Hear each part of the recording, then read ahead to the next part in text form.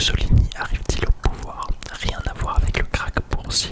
À la fin de la Première Guerre mondiale, l'Italie fait certes partie des vainqueurs, mais elle est plongée dans une immense frustration. Et pour comprendre pourquoi, il faut revenir un peu en arrière.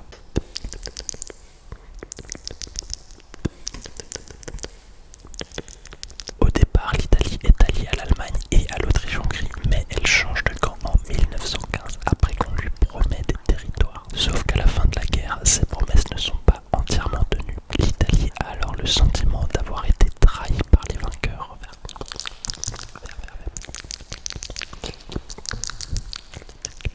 Parallèlement, l'économie s'effondre et les prix explosent. Les anciens soldats ne trouvent pas de travail et les grèves se multiplient. Dans ce climat, Mussolini arrive avec un discours simple et brutal. Rétablir l'ordre, faire taire les grèves, mais surtout redonner à l'Italie la puissance qu'elle mérite. Ses partisans, les squadristes, n'hésitent pas à utiliser la violence. Ils attaquent les socialistes, s'en prennent de syndicats et donnent l'image d'un mouvement capable de remettre le pays au pas.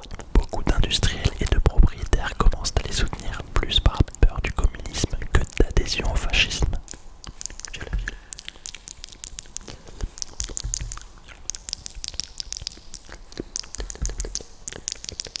En 1922, Mussolini comprend que le pouvoir est à portée de main. Il organise la fameuse marche sur Rome.